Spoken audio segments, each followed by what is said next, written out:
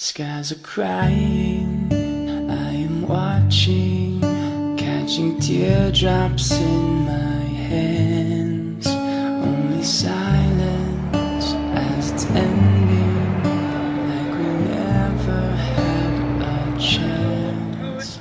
Do you have to make me feel like there's nothing left of me? As the smoke clears, I awaken and untangle you from me. Would it make you feel better to watch me as I bleed? All my windows are still broken, but I'm standing on my feet. You can take everything I have, you can break everything I am, like I'm made of glass, like I'm made of paper. Go on and try to tear me down, I will be rising from the ground like a skyscraper, like a skyscraper.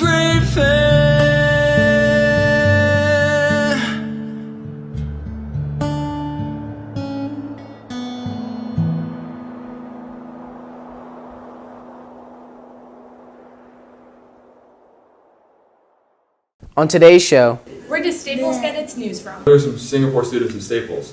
What about Staples students going to Singapore? What is a sports brand? all that and more. Good morning, Staples.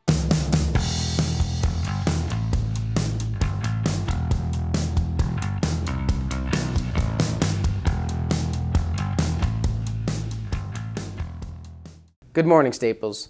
It's Tuesday, November 11th, Veterans Day. I'm Kay Mandel. Veterans Day is November 11th because it is the anniversary of the day that a peace treaty was signed that ended World War I. It was actually signed on the 11th hour of the 11th day of the 11th month of 1918. Veterans Day is intended to honor and thank all military personnel who served the United States in all wars, particularly living veterans. We will have a special piece on Veterans Day at the conclusion of our show, but first, to honor our country, would you all please rise for the pledge? I pledge allegiance to the flag of the United States of America and to the republic for which it stands, one nation, under God, indivisible, with liberty and justice for all. Last Tuesday, we were not in school as people over 18 voted in the midterm elections. Our own Max Kaplan is very involved in local politics. Let's go to him for a recap of election night.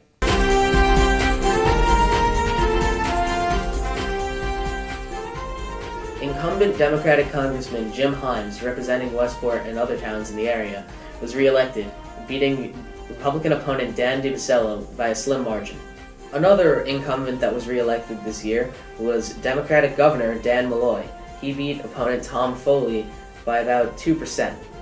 In a state Senate district that represents part of Westport, the Greens Farms area, and also Fairfield, Republican Tony Huang beat Democrat Kim Fawcett.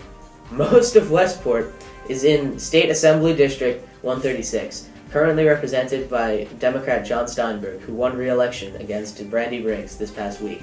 Republican Gail LaVielle beat Democrat Keith Rogerson for another state representative district. In another state Senate district representing Westport and Wilton and parts of other towns, Phil Sharlock, a Democrat, was defeated by incumbent Republican Tony Boucher. Well, that's the midterm results. Now back to the host. Thanks, Max, for informing us about election night. That piece got us wondering where Staples students get their information from and the role of social media. Here's what we found out. We decided to go around Staples and ask where students get their news from. New York Times? The Wall Street Journal. The New York Times, Last Week Tonight with John Oliver, and Westport Now. A Daily Show, The Colbert Report, and John and Oliver's Last Week Tonight, which I highly recommend. Jon Stewart. CNN. Usually Facebook. Instagram, Facebook, the internet, Westport Now, rarely from my parents. Good morning, Staples, obviously. Many students said that they got their current events news from social media and places like The Daily Show and The Colbert Report. We wanted to ask students whether or not they thought this was a good thing or a bad thing. I think it could be like a bad thing because if you're getting your information from like somewhere on the news, like on TV or like your parents or somewhere like that, then it could be like more accurate than if you're getting it from like Facebook or like any social media. I think that it's both a good and a bad thing that students get their news from news sites like The Onion or from The Daily Show, just because it gets people interested in the news, but at the same time it makes it very easy for those sites to be able to skew what the news is. Social media, comical places, definitely. I mean, comedy has a way of entertaining the audience and keeping them engaged while they watch the news. They get information and sometimes the best investigative journalism is out of comics like John Oliver. John Oliver does many great pieces. I highly recommend him. And it's really just, it's so amazing how much information you can take from someone who's really just trying to entertain the audience, but they entertain them in such a great way. So basically, I do think it's a great thing. I think it's wonderful. I think it's great. I think it's a good thing, definitely. Well, that's the news about your news. Now back to the host. Many of us get our local news from Inklings. An Inkling poll a couple weeks ago asked people what their favorite sports brand was. There were 5 choices. We weren't sure if everyone would agree that they were all sports brands, so the Moses brothers went around Staples to find out. A few weeks ago, there was an Inklings article that asked people what their favorite sports brands were. The options were Nike, Lululemon, Patagonia, Gap Fit, and Athleta. I looked at this, and I'd only ever considered Nike to be a sports brand of the brands there. So Jason and I went around Staples to ask people what they thought a sports brand was. Lululemon, I don't know. All of them. Nike. Lululemon, Nike, Athleta, and Gap Fit. So not Patagonia? No, I don't like who shops at Patagonia. And what is Athleta? Oh, it's like Lululemon, but it's the difference more like momish, or Lululemon's more teenagerish. Athleta, Nike. and Nike. That's like it. Yeah, Lululemon doesn't count. Kind of. Nike, Gap Fit, and Athleta. Nike. Lululemon. Anything else? Wait, what was the last one? Athleta. Is Vineyard Vines a sports brand? Sometimes. No, not Gap. No. Oh wait. Yeah. There's clothing ones, but they're not. Yeah. Can one of you tell me what Athleta actually is? Athleta's like Lululemon. It's like kids Lululemon. No, it's not. Is it knockoff Lululemon? It's knockoff Lululemon, except they don't have as much athletic wear. Is Gap Fit considered a sports brand because that's fit in the name? Well, there's like sports. There's like Forever 21 Fit and Victoria's Secret Fit. Like no, They're not no one actually. goes. Well, Staples, apparently Vineyard Vines is a sports brand, and every guy watching this just learned what Athleta was. And now back to the host. Believe it or not, Staples has a school song. Today's episode of Staples Trivia focuses on our alma mater.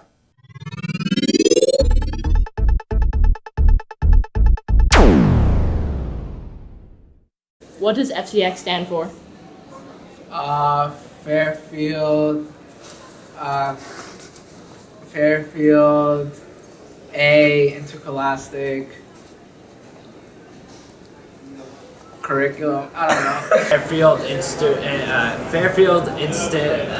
Fairfield Interscholastic Complex. Fairfield. Hold on. Fairfield. I don't know. Staples school song. We have a song? Yeah. We have a song? Sing it. I don't know. Come on, just give it your best. Staples Records, yay!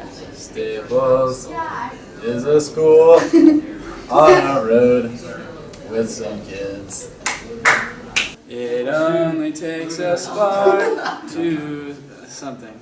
I'm not sure. I don't even know that much. Sing Staples school song.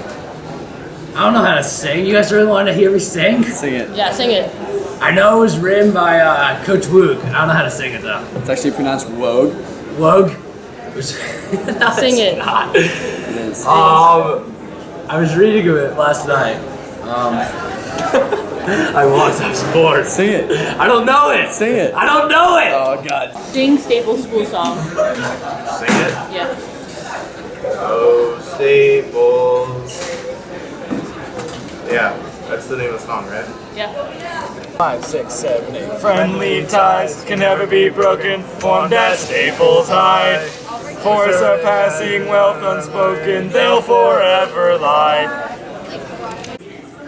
Can you sing the school song? I can't sing, but it's called an alma mater. And like all alma maters, it's like old and crusty and ridiculous and stupid. And all I know is the first line, which is, friendly ties can ne'er be broken, formed at Staples High. So what's up? FCX stands for Fairfield County Interscholastic Athletic Conference, and this is how you sing the school alma mater. Friendly ties can ne'er be broken, formed at Staples High. Far surpassing wealth unspoken, they'll forever lie. Lift the chorus, sing her praises over hill and dale.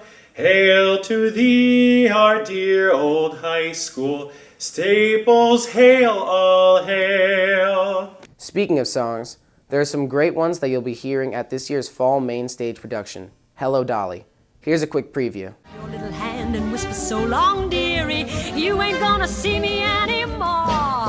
And when you discover that your life is dreary, don't you come a-knocking at my door.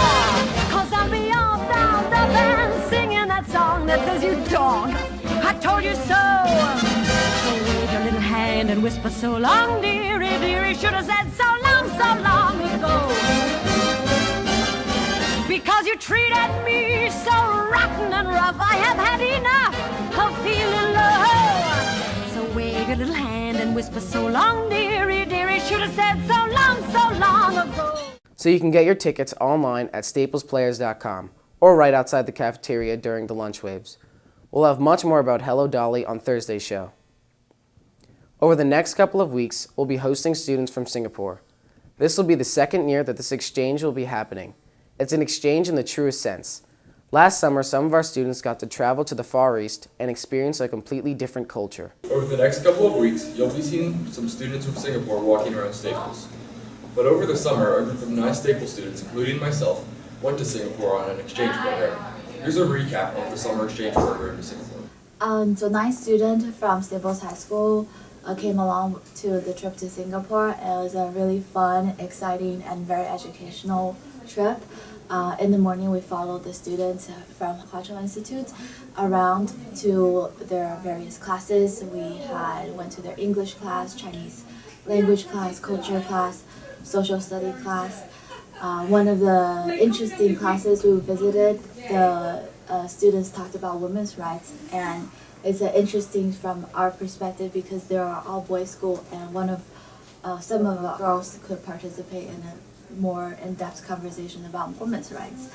And in the afternoon, we followed the students to different parts of Singapore.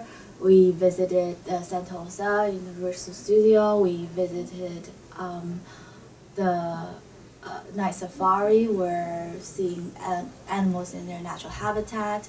We saw the gardens by the bay. We saw many ethnic groups that lives in Singapore, such as the Little China, the Little India, the Arab Street, because they are a very diverse nation. I like that the students got to interact with the students in many forms. They interacted socially, got to become very good friends with. It exchanged academically, went to their different classes. So on many levels, the exchange happened. Thanks, Ms. Yang. Now back to the host. Finally today, Veterans Day holds a special meaning for many people in our school. Science teacher Will Jones is particularly affected. He's here today to share his story. A lot of people don't really think too much about Veterans Day. I guess I used to be one of them, but not anymore. To you, this might be a picture of a gravestone in Arlington National Cemetery and nothing more, but to me, it's more than that. I know that there was a man and a story behind this gravestone. I know that the man buried here was a soldier. I know that before he became a soldier, he was just a young man like many other young men, like many of you. I know that, like you, he had friends and family who loved him deeply. This picture you see now is tattered because this picture had been carried in the wallet of the young soldier's friend ever since the young soldier had gone off to boot camp. The soldier's friend carried the photo to remember their summer at the beach and all the good times they had together. The friend carried the photo to remember everything. The friend carried the photo for luck. And this is that young soldier, that young man, when he was a freshman at Boys Latin, where I first met him. I knew him for 4 years. I taught him chemistry, and he used to meet me at the school gym on many Saturday mornings so that he could get a 6th workout in for the week, because even then, he wanted to join the Marines. Coming tomorrow, Nick? I'd ask on Friday. Yes, sir, he'd smile, 9 o'clock sharp. And then on Saturday, we'd meet at the weight room and we'd run together. We'd spot each other on the bench press and we'd push each other to work harder. And to this day, he's one of the most tenacious, most polite, most upstanding people I've ever known. He had a heart as gentle as a lamb and a spirit as great as a lion's. And his name was Nick Zolkowski. And this is another stone in Arlington National Cemetery. And here is buried another soldier. He's a soldier who volunteered for service willingly. He had to pick up, pack up, ship out. He had to leave his friends and family. Before he became a soldier, he was just a guy, regular guy. He had friends and family that loved him deeply. His niece especially adored him. He liked to play football, and he was captain of the football and lacrosse teams at both the Gilman School in Baltimore and at Washington and Lee University in Virginia. This man too had the heart of a lamb, but the courage of a lion. He was as nice as could be, but man, he was utterly fearless. On the field, he'd make his 185 pounds feel like a Mack truck. He even played and coached professional football in Europe. But he was much more than an athlete. He was a deep thinker. He loved to read. He worked toward a PhD in anthropology, and he lived with a tribe in Gabon, where he hunted crocodiles and got chased by elephants and rhinos. Told me all kinds of crazy stories about that. He had a really funky style. He liked flashy vintage clothes and collecting art and driving muscle cars and old motorcycles. And if you can imagine a mix of a professional football player, an art collector, and Indiana Jones, and all those things mixed together, you might start to get an idea of what he was like.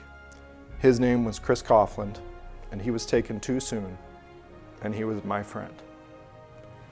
So on this Veterans Day, I ask that you take a moment to reflect on how lucky you are that people like Nick and Chris have volunteered, how lucky you are to be kept safe and free by the sacrifices made by our veterans.